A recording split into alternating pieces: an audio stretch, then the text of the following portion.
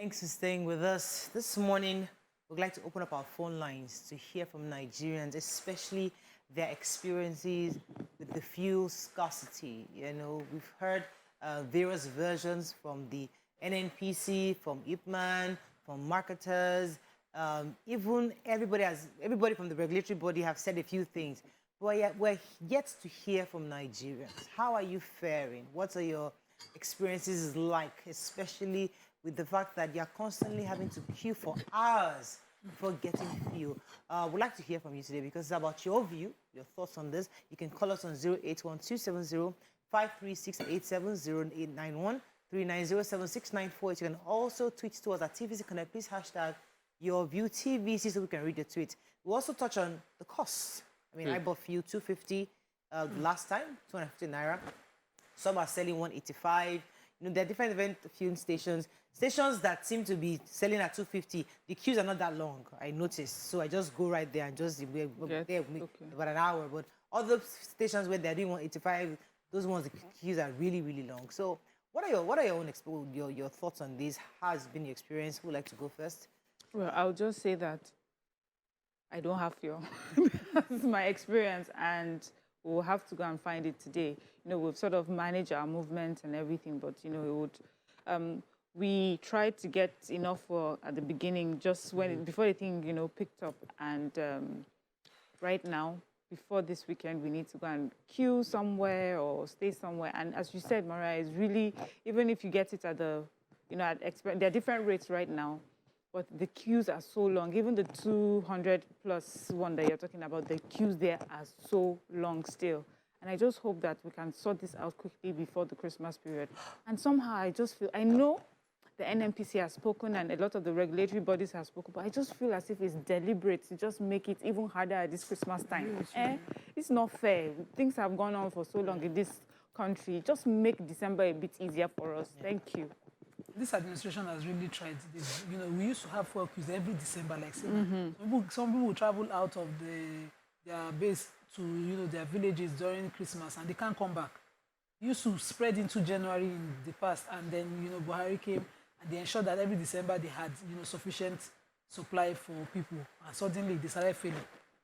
This one we have been going through, I've just been enjoying grace. I have not bought fuel except when I had to buy black market. Imagine me. I bought black market on the Ikorodu Road. After they have poured it inside Tanfi, and I asked the guy, hope he did not mix it. See the time I was asking. You know, because we are afraid of adulterated products on the black market, but you sometimes have to resort to it with an empty tank. I was going and all the stations were full, some were locked, some with the queues were endless, and what I had in my car, I just could not, you know, go and join a queue. And I'm usually alone. And so I had to buy black market at some spots that was free. And getting back to Abule Ado, I have been lucky. You know, there's this filling station where I do my car servicing, organize and all of that. I have friends there. I've always bought fuel at the normal price since this queue started. But when they don't have, I'm helpless. Like this morning now, I've called my supplier and they don't have, and I don't know how to get home. So we cannot continue to put our people, expose our people to this. Then also for me, what breaks my heart is that even though we are buying fuel at 250, 300 across the country, subsidy is still being paid on that amount. Who remove on the 350? So somebody have cashed out already by ordering. Somebody else has cashed out by supplying and delaying. So the government has paid subsidy and borrowed money that we'll have to pay back in future. We don't know how fast we get the revenue. And then the product still continues to be subsidized. So it's a lot of people just making money anyhow, and other people having to suffer, and they still suffer in the future to pay it back. So you should remove the subsidy now. But it seems like Buhari is not going to remove that subsidy this year. No, it doesn't. It won't look well for the elections. But I know that Nigerians should just know they will remove it next year anyway. So the better rip of the bandage now, you know, and let's deal with it. For me, you guys have expressed everyone's experience.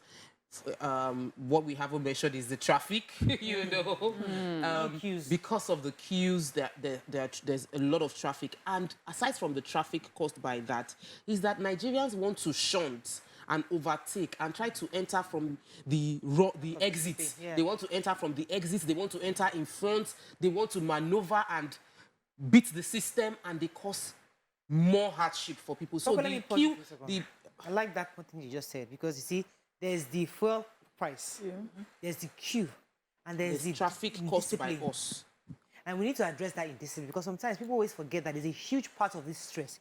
If we know that there's no fuel, right, but everybody's getting it gradually and it's going smoothly, maybe we'll wait. I won't feel like a fool because I've already joined the queue and I'm waiting 2 hours, not because they are not selling fuel, but because some people are choosing to bribe and take themselves in, buy into kegs or do also like so you that are staying in the queue will now you'll be like a fool, you suffer long. Sometimes people give up and try to overtake, leave the queue and say let's just join all of them. What happens is massive gridlock on the road that could be avoided. So we are all suffering. Don't give me more. I'm managing my fuel, you know, like this, I'm managing the little fuel I have in my car. Then you now give me traffic which will burn the little fuel I have again. So if you want to join the queue, let us follow the line. Let us be orderly.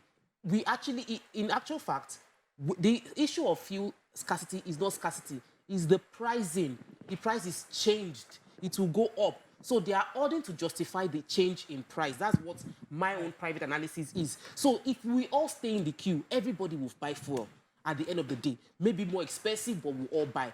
But we're causing more damage for every other person involved. Now, but if it's my brother-in-law's filling station, I'm not going to queue. So that's what I'm going to. That's what I'm going to. Right I know somebody.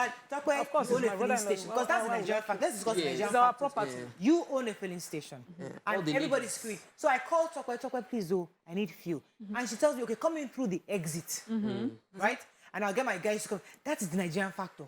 So whether we like it or not, those people you are seeing going through the exits, because either they know somebody, they're friends. Or they see that some people that have connection have entered and they are hoping their money will get them in. Yes. So now the question is that sometimes it's not even money, you might not pay a dime. My question now is, if you know your brother owns a police station, would you as a Nigerian be ready to go to the line? Of course not. You see, that's the Well, problem. That's the problem. The one I bought on Tuesday. But if the Western world that we're saying, if your brother filling station or not, you still go and line up. There's a reason you build relationships. Are you sure? I patronize a particular filling station. I patronized that filling station forever. And there was a queue. I just went for the service You inside. and a lot of people. They reversed my car, and in fact, it was, I wonder, it was my friend that was the fourth car behind, and she came that she wanted to come and fight. When she saw my car, she kept quiet. Let us be frank, because when it comes to us, we overlook these things. But the truth is that it's the indiscipline. It's the issue that we all complain our governments have. The fact that because I know somebody's governor, I'll go and meet him and expect I'll give me something. It's the same thing. It comes with a capitalist system. I want you to understand it. It's the same principle, because sometimes it's easy to say, oh, the governor is corrupt. Oh, this man did not do this. But it is his family, siblings, everybody coming to him, say, give me contract, because they have connection. And they have to say, you who are going the right way, going through the process, you don't get the contract. And it's the same corruption that we're all complaining of. So if my brother owns a filling station, is it not the right thing for me to do to line up just because I want to be a Nigerian, a proper Nigerian, not the one where I have connection? I don't know why the connection. Those don't have connection. One day, I was traveling to Abuja. I got to the airport and we were waiting. They did not call boarding time. I waited. And then I said, okay, it's 1 p.m. Then it was 1:45. Let me just, while waiting, I was hoping I would get to Abuja to pray. Let me just quickly pray. The moment I call Allahu Akbar, plane wanted to move. I finished that prayer. And then I just faithfully thought, the plane was waiting for me. You know why the plane was waiting? Because the pilot too is No. Muslim. What's this man's name? This by Courtney, the owner of by Courtney. By Courtney. Oh, his name. I've forgotten his name. The chauffeur, the two of us. So I walk out like VIP, enter plane. He's a Nigerian. The plane Waited for him. They held that flight for him. Yeah, but it's wrong. Now, Who owns let the me flight? pause you for a second. You see, when we are criticizing Nigeria, let's not forget that we are all Nigerians. Yeah. Because it's easy to complain about fuel now. Forget that we are all part of the Pay problem. extra, they pay extra before. No, but we are all part of the problem. Because if I am the airpiece, what's that airpiece? That's my friend, the airpiece owner. Onyeka. Onyeka's friend. I didn't know Onyewu. Onyama. Onyema. If Onyema was my friend, hey bro, so listen, I'm running late. Could you please tell the plane to hold up for me? And he said, okay, don't worry, I'll tell the pilot. I'll call the pilot. Just like 10 People are minutes. looking for trouble. This is Nigeria. But that was why they did not hold plane down for somebody. So, and it do became we a fix big it? issue. Can we all objectively accept responsibility that we are all in this together? Yeah, so earlier when we took the newspaper review and the president, when he was talking about governors and how corruption is happening, and he said that this is Nigeria. Nima says that's the only thing she does not like, because how can he say this is Nigeria? But she has confirmed that it's Nigeria because she would stop a plane so that she would finish. I would not. I would not. I was just telling you. Yeah, or you would shunt to get fuel. The truth is, the problem we have at the helms of affairs or at leadership level is because we're all like that. Yeah. We all expect special treatment because we know somebody or we are someone. And what we even expect to gain, we don't gain it, because in the end, you have, the ripple effect is that nothing works. Everything now just becomes chaotic. So if we just can understand that if I stay on the queue, if I wait my turn, I'll get it.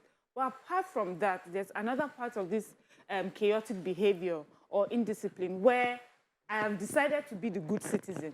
And because I'm the good citizen, I'm punished as I see other people shunting the line. So for me, like, you are the foolish, stupid one that has decided to stay on the queue. That's what We are smart and we know people will, shunt. And there's no punishment for those who shunt. Yeah. Instead, there's punishment for those who keep doing the right thing. So it's both sides. We need to have a system that punishes those who do the wrong thing. And then, show by example or show in some way or some compensation for those who are doing the right thing. So we discussed indiscipline. We'll now come back to the issue of cost and availability. We're still discussing the fuel scarcity. I think Nima was going to say something. Yes, I say in a country where we have VIPs, VVIPs, VVVIPs, and we use that level to sell table tickets, it will not be, hypocrisy of us to say that, no, I will sit in a queue. Most Nigerians will not. There's status, there's level, there's all of that. We hate it. I hate it. But we do it. The only reason I would even shunt is that I'm usually driving alone. I would not sit and allow people come and be attacking my glass. I tried it once to stay in queue at Penn Cinema Agege. There was one total that I had for. I joined the queue. I didn't like the experience because not only was it not moving as Topper said, I was exposed to all sorts of people. Alaja, Afa, one is just... So for my sanity and my safety, my question I would call my brother-in-law and then I would walk in and drive and leave it well. So my question therefore, so why do we all then condemn the young man who was calling for the governor when he took a one-way? Because he was saying that I will call because he was saying levels. Because you see, why every Nigerian condemn this man? Because the truth is that we all do it. A one-way is illegal. I have the minister's number. A one-way is illegal. Shunting at a fuel station is sorting yourself. There are two different things. So now the question one is in the books. One is in the books, one is not. Let me therefore then ask, what's the difference between breaking the law and sorting yourself out? Of course, it's breaking the law. Albeit it's just not which law selfish. Where does selfishness come in there, Nima? If you say I am just sorting myself out. Let's leave Nima. Look, I'm just saying. No, talk about Nima. Talk about the issue. But the issue, what she said, is like when they say that you did not write that I should not put a pink cup on the table. But we all know that this is the standard cup for the show. So I can say, you didn't say I shouldn't put a pink cup on the table. I put my pink cup because I prefer to drink a big... So we know that it's not... We might know it's not right, but because it's not legally stated, then, like, we would accept... I'm mixing it up. No, what I'm saying You're mixing it up. Nima just for the purpose of clarity. For the purpose of clarity. Clarify. If you put this mug on the table, you pay 100,000 naira fine. It is illegal. We put people we elected to defend us, put it in a criminal book and said there's a consequence to this. There's a hardship that survivor is making you run helter-skelter. It's like I choose to farm and I choose to beg. Both are not criminal. I'm the one who says I will farm, God forbid my lineage will not beg. Another person says, I'm too tired. Please, can you give me small? The person who farmed gives. Are two different things. This hardship that government has caused for us, the only illegality would be, or is not actionable anyway, is under Section 2 of the Chapter 2 of the Constitution, which makes government guilty at some point for it. But the people will find ways to survive. How you buy, or is black market illegal? So people selling it is illegal. People patronizing it as helping themselves. Please, Madam Lawyer, thank you very much. We know you people will find a way to argue yourself out of everything. The truth, we have ethics, we have etiquette, and we have common sense. You cannot go to everybody is on a queue, and then you're shunting and expect that thing would work. You know, it would not work. It's a mess. And the truth is, in Nigeria, we call different kinds of misbehavior a different name so that we can hide from it. Oh, he's not a thief, he's a Yahoo boy. She's not a prostitute, she's a runs girl. You know, those sort of things. But we know the truth. The truth is, if you're a thief, you're a thief. If you're indisciplined, you're indisciplined. And it's the consequences of the discipline that we're talking about. We're not talking about the indiscipline itself. Yes, they may not lock you up for 100 years for shunting the queue, but you have caused chaos, you have caused traffic, you have made mothers who have their children in school to now start walking miles and miles because you have decided that shunting and blocking the road is what you're doing. So that's what we call it. In a one-lane road, the same excuse is, I'm sorting myself out. I pass. I'm surviving. Because the road is wide enough. Yeah. Take 2 lanes. You double lanes. I now make it a double lane because I'm trying to sort myself out. Others now follow me, and before you know it, we now merge. We push the other incoming lane so far away that it now comes to one lane. You know, these are all the I'm sorting myself out issues that we Nigerians do to ourselves. That puts us in this moment. I hate this country. The security is so bad. It's because you've caused so much blockage, giving some boys an opportunity to come and rob other innocent people. And that's why they say, I don't run away. I don't want to come to this country. You see, it's important for us to highlight this conversation to let us know how it's all, we are all part of it. I would really love... Let's talk about jump in here. Go ahead. War against indiscipline. Why? Because every crime is born out of indiscipline. Yeah. If we can be disciplined, we would obey the rules. If we are disciplined, no matter how long the traffic is, we would all pass through. If we are disciplined, every challenge will be solved. So when we talk about war against indiscipline, when we talk about our convenience, it's because we're being selfish. And the average Nigerian feels entitled to be selfish because they see leaders being selfish. And there is nothing you will say to the average Nigerian. Absolutely. There's nothing you will tell me, because I have sometimes tried to comply and I felt foolish. Because I'll see somebody that is not working half as hard as I'm working, and the person will just throw past, and I'm in the queue, and they will push me out of the way. They will hit my car because one person is so important. The person needs to pass the road, not fire traffic. So the average Nigerian cannot be changed now. So, yes. The addressing of indiscipline, the changing of the system will go to leaders. Yes. Fuel scarcity is affecting us, but our leaders still get petrol. They find a way to give it to them. Exactly. They are not paying the difference. They are not even paying the cost. Many of them are paying, even if they want to pay. It's official rate they are paying. Yeah. So many of them are not paying. There's a budget for their fuel. Generally, until we are able to tell them to change. It takes one person. Once the person changes, everything will trickle down. All of us will follow suit. Let Nima come in here, because it seems like the conversation that's where I want us to go to dissect it and open it up. Because when you said there's VVIP, there's VIP, you go somewhere, you buy your tickets properly, and you have a ticket, you pay for it. You stand there, and some clown that's just because somebody bought VVIP walks in and then delays you for hours on the queue, and you're thinking, I paid for this thing. I would queue on a filling station where the gate is open. Not when they have locked in 6 cars, or the 120 cars behind are outside. I would not queue. And it will not be safe to even go and try. I would lock my car at home and sit at home. That's the truth, because if people tell you the experiences they have had sleeping at filling stations to get fuel, it's not something you will try. Old Ojoro those days, I don't even want to relive those experiences. I'm saying it here, I will not queue. I have made sure that I built relationship with filling stations where I buy fuel. I only buy from them. When there's a queue, they will say, Elijah, come and pass like this. I won't sit in my car and join any queue. I won't sit here and I won't pretend it.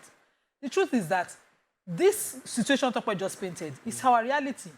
The governors and the people who can change things, the Melekiares, all of them, do they pay for their fuel? No. Do their children pay for fuel? Do they understand that somebody is robbing me on the road? When I report it, January this year, myself and Alima, we were stunned with a burning firewood in my car. Did anything happen when I went to the police station? Nothing happened. I drove straight to Area E, nothing happened. The truth is that the way I sorted that issue is not conventional. I cannot talk it here. I found those boys, but I cannot tell you how I sorted out that issue on live TV. So I will not queue. at a filling station. Let me take this call When I from know the relationship I have with the filling station, yeah. I will drive in at a locked gate. I will call them, can I come? Is it safe? Is it okay now? And when I come in, I get that, absolutely. And there's nothing wrong with what you're saying, and nobody's condemning them. I'm just saying that it is the reality we must all accept. Because we are now spreading it to a lot of other things. Yes. We're leaving this issue. There are so many other things I would never do that constitute unethical things. But this one, we all do these things in different ways. I do it in different ways. There are times when I will have to make a call. Say, please, sir, can you go? There were times I got stuck. The police stopped me. I called you. I said, I will tell your woman. Give me her number. Because I usually don't keep these people's numbers. I called talk. Unfortunately, thank God I didn't call the person. Eventually, I was able to sort myself out. But the point is that we all do it somehow to make calls. And then for those of us that don't have the relationship, we call the Miss Fix-It that has... Yes. Let me has formed those Build relationships. those relationships. I call Nima. Hello, Ola, are you there? Yeah, I'm here. You're live. Go ahead, please. I'm Abuja. Yes, thank you very much. My name is Ola. I'm calling from Abuja. Yes. Hello, can I go on? You are live. Go ahead, please. Oh, okay. You know, when APC was coming into government in 2015, they made reference to the NNPC cash cow. It was a conduit part with which Nigerians and politicians were helping themselves. Unfortunately, in the last almost 1 year, the NNPC has not been able to remit one kobo to the coffers of government. thank you, Ola. That the president of six as the minister of petroleum. Yes. Unfortunately, under his watch, Nigeria are going through this pain in getting fuel. So what this means in essence is that APC played 419 on us when they were coming in 2015. What is the follow-up from this? Nigerians should be very, very careful in choosing who their leaders are. All right, thank you. So he's talking about party policy. I mean, he's talking about the party, the fact that the party promised Mandate. and have the mandate, the manifesto. That's another angle of looking at it. What other angles are we going to look at it this way? So we'll look at it from the fact that we have an issue where we are a oil-producing country, and we have spent so much money on fixing refineries, and nobody's getting fired for not doing their right jobs. And when there are no consequences, everybody will do whatever they want to do. Impunity will thrive where there are no consequences. Our ministers should be talking. You know that I've been reading this oil story, this petrol crisis story in the papers, and they'll say they did not get NNPC to reply their message. NNPC released official reports, but they are not responding. And even we, as a show, we want NNPC to come and talk to us and tell us what exactly is the issue. We want the minister for, well, we don't have a minister for petroleum, it's the presidency, minister for states. We have a minister. We are to come and talk about what the issues are. So our leaders must be held accountable. You cannot put your citizens through this much hardship. You know, all around the country. What you said is so important because in the papers today, Buhari is complaining about governors. That's what I was saying. 7 months to exit. I mean, how many months to exit? Something that we should have been hearing since when they've released money. What's going on? These are things that the federal government should be telling us. Now, NNPC, we are hearing different things in the papers. You are not coming to say, this is what I'm going through. I cannot find dollar. Give us the issue. Let it be plain. Let us have a face. Don't just put it in the paper and expect everybody has read it. So that's probably calling. You're not telling us at the 99th hour that governors have not done the right thing.